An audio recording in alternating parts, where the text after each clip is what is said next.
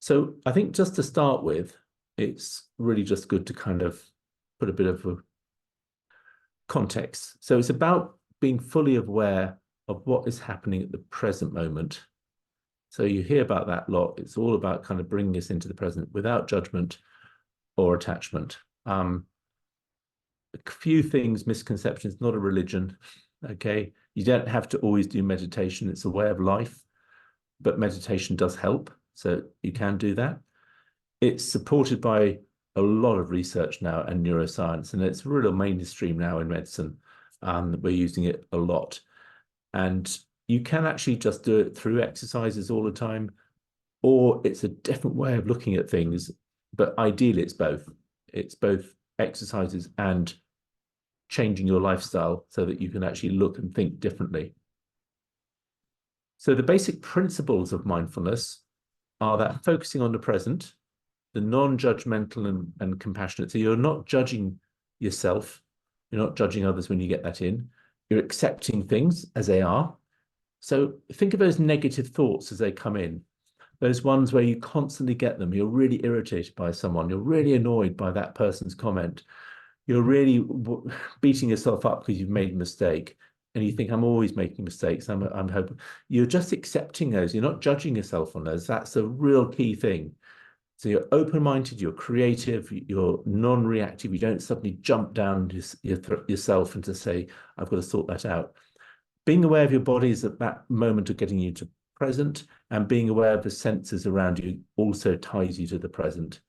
In summary, it's about being rather than doing. But when you do things, and you will carry on doing a lot, you're much more efficient and you're much more focused.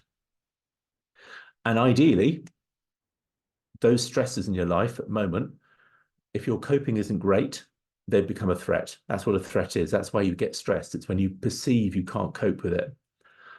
We're changing it to a challenge. So suddenly, yeah, I can just about cope with these stresses. They're keeping me on my toes, but I'm coping. But what we're wanting to see also is those opportunities where the stressors now are far less than the coping. You need stress. To emphasize that so much.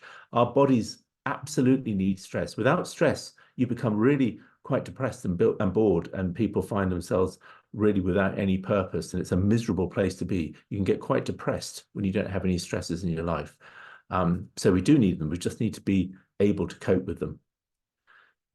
So a little way of just telling us where the different parts are. You have the mindfulness, and the big thing is you'll improve almost from day one of doing it is your attention, that ability to be in control and focus. Then you've got your cognition, which is your thinking and how you analyze things and how you work through things. Your emotions, the fear, the anger, the frustration, the behavior, whether you snap at someone, get angry, eat rubbish, start smoking, drinking, and the physiology, what's actually happening inside the body. And then that relates to then performance at work, relationships at work and home, and your well-being. There are lots of proven studies. I mean, there's so many. I'm not going to bring them all here. If you remember, we talked about chronic inflammation being the immune system turning against our own body. That leads to all the conditions like diabetes and other things that we know about, and it reduces chronic inflammation. Some of it because of the gut, to be honest, and that's quite interesting how the gut biome is affected directly by being mindful. Chronic stress, overall mortality, cardiac deaths, cancer deaths, reduction in depression. It's as good as antidepressants, and I could go on. I won't, because I think you get the gist that it's got pretty much a good pedigree of being very, very useful in medicine, and therefore for all of us. Relationships, well, imagine if your emotions are more regulated, you're not so difficult to be with because you're not so defensive, you're not on the attack, you're going to be a lot more ability to listen to others and be more empathic and compassionate, and you go more to the positive than the negative. It doesn't change your personality because that's you and you are you, but it does help you understand how to work on those relationships. So that's, and being a leader is with mindfulness is so important because you are able to take the strains and focus exactly on where you think you should be. And then probably not surprisingly, you got greater job satisfaction, less anxious, and more content. So we've covered that bit, which I think was just an important introduction to the main thing about mindfulness, which is that attention. From that, by living in the present, you can start to influence your thoughts, your emotions, your behavior, and your physiology, and that has a result of your performance. But one of the things I think is just also important is that being aware of our body, interoception it's called, a word I don't think we'd ever use at any time, but it's about a sort of river starting off at the beginning of neuroception. So let's say someone's just criticized your work. Well, they haven't criticized it, actually. They've just corrected it. So you've done a report, and they've actually done some really good. They've read it all, and they said, look, doesn't make sense. This is not right. Should be there. And it's someone you know, but you don't, you're not best mates with them. And you think, gosh, that's really good. They're absolutely right. They're spot on. They've picked up those mistakes. But somewhere deep in your subconscious, the very first signs of that discomfort is starting, but you're not even aware of it. So the brain will have picked up that there was a previous or some other threat that started like this.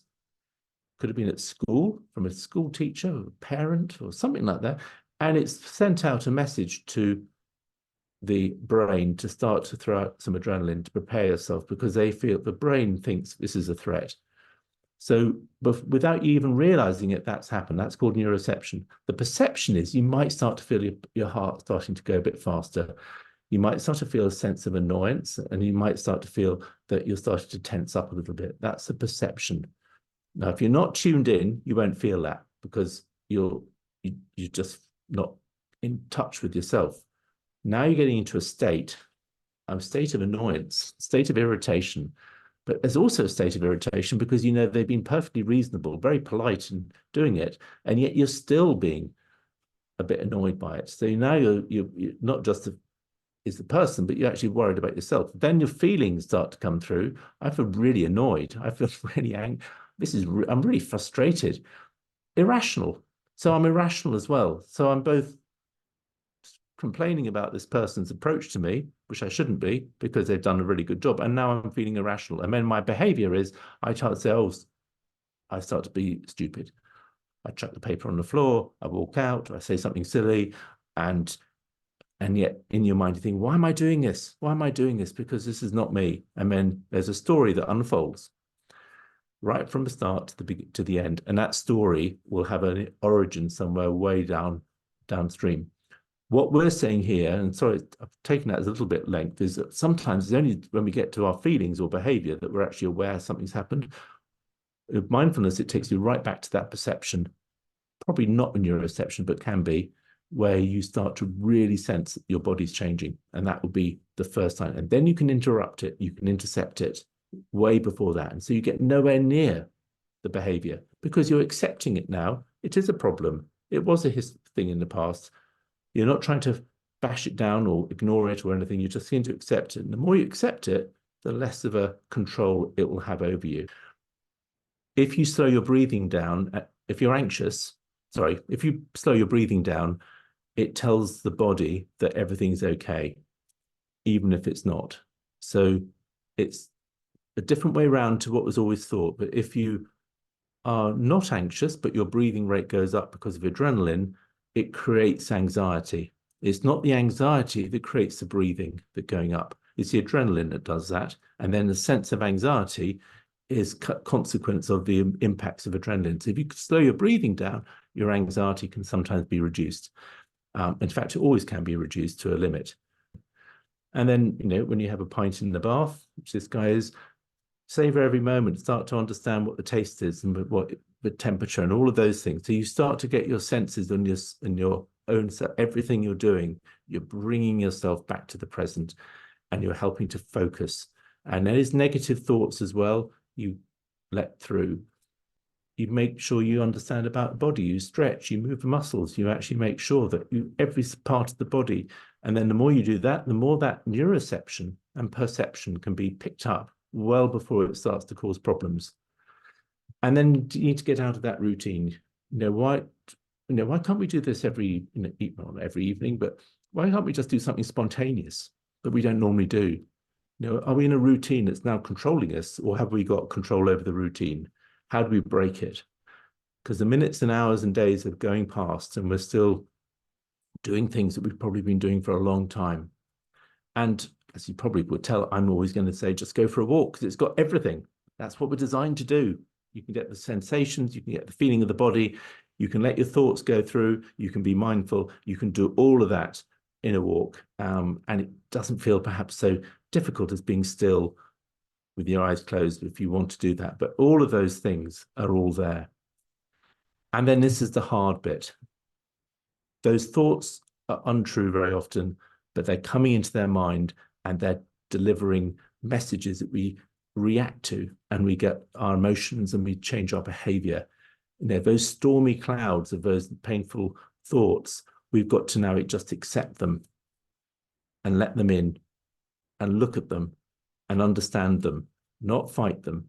And as painful as that sometimes can be, and it does take a bit more practice, that is the absolute fundamental way that we're going to move on when we start to get these reactions. And that's how you stop reacting so violently with emotions, by doing mindfulness, because these things don't have a hold on you anymore. They don't have that control. They allow you to be who you really are. So that's mindfulness, the present, being compassionate and non-judgmental, because you don't beat yourself up, accepting things as they are, even those negatives. Don't react immediately. Be creative and open-minded, being aware of our body, being aware of the senses around us now, and be in that being rather than that doing mode.